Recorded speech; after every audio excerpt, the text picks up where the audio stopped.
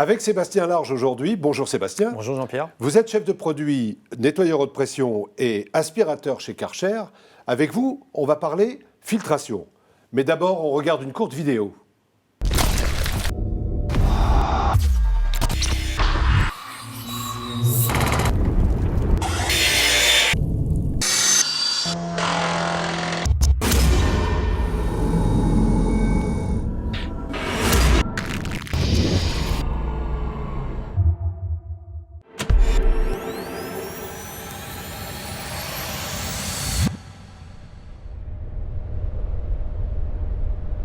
Sébastien, quand on voit cette vidéo parlante, il est clair qu'on parle de la santé des artisans. Exactement, mais ça va au-delà de ça. C'est que chaque aspirateur a une homologation. Et l'homologation correspond à un type de poussière que l'artisan doit aspirer. C'est-à-dire, c'est pas une classification, c'est une homologation. C'est une homologation. La réglementation, une réglementation européenne a été établie pour pouvoir aspirer certaines poussières. Quelle est-elle ? Un exemple, par exemple, les poussières de bois ou les poussières de silice ou les poussières de quartz doivent avoir une obligation. On a une obligation d'avoir un aspirateur classé M. D'accord. M, ça correspond à un produit bois ou un produit dangereux ? Alors, dans la classification, on a 3 types de classification, voire 4. La première classification, c'est la classe L, qui correspond en fait aux poussières peu dangereuses, les gravats, le sable, le plâtre ou autres substances non dangereuses. Après, on attaque la classification M, qui correspond aux poussières dangereuses, comme je disais, le bois, la silice ou le quartz. D'accord. Et la troisième classification, c'est la classification H, qui correspond aux poussières très dangereuses. Type amiante ou type les charbons, les poussières vraiment dangereuses, cancérogènes. La quatrième classification, c'est pas de classification précisément. Un aspirateur, s'il n'est pas classé, s'il n'y a pas un marquage sur l'aspirateur où on voit la lettre clairement définie, l'aspirateur n'est pas homologué dans ce type de classification. D'accord. Donc, on a des aspirateurs homologués. Est-ce que c'est suffisant ? On va au-delà de ça, c'est-à-dire que Karcher, on a été jusqu'à la filtration. On a différents types de filtres qui correspondent à différentes activités pour l'artisan. Alors là, on en a 5 sur le plateau. Je vais vous les présenter très brièvement. En fait, le premier, c'est la filtration pour les poussières. C'est le filtre qu'on retrouve généralement pour aspirer des poussières.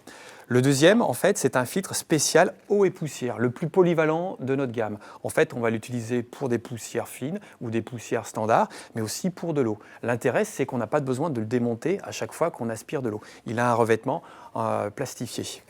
D'accord. Le troisième, c'est un filtre qui est classé en fait spécial grosse quantité de poussière. L'artisan qui a besoin d'aspirer des poussières en grande quantité, surtout des poussières fines, on a ce type de filtre qui va correspondre aux attentes. En plus, il a un revêtement en téflon qui évite que la poussière s'accroche sur le filtre.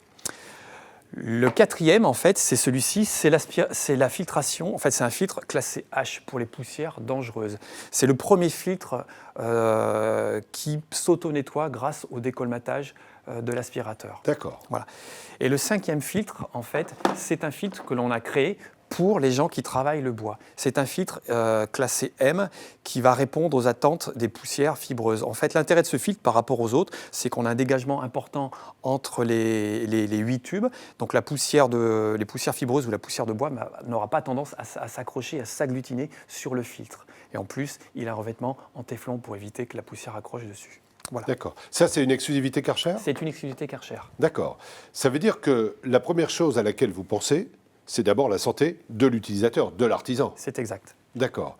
Mais dans toutes ces filtrations, comment je m'y retrouve, moi, en magasin ? Je suis artisan, chez mon distributeur, je fais comment ? Alors, Karcher, on a sorti un emballage sur les différents filtres que l'on a. Donc, les emballages ont un marquage spécifique. On a un marquage, par exemple ici, vert, qui indique que c'est un marquage pour les poussières sèches. Là, on a un marquage bleu pour les poussières et pour l'eau. Donc l'utilisateur en magasin va voir directement par ce code couleur les différences qu'il y a entre les filtres. On a du vert et on a aussi du vert, du bleu, du noir et du rouge. Voilà. Mais quand j'ai plus ma boîte, parce que sur le chantier, moi je ne vais pas garder ma boîte. Exactement. Donc sur l'aspirateur, vous avez le même type de marquage grâce à cette étiquette. On retrouve la couleur, on retrouve la spécificité et on retrouve même le type de classification, L, M ou H. D'accord. Dans la filtration, il y a aussi les sacs.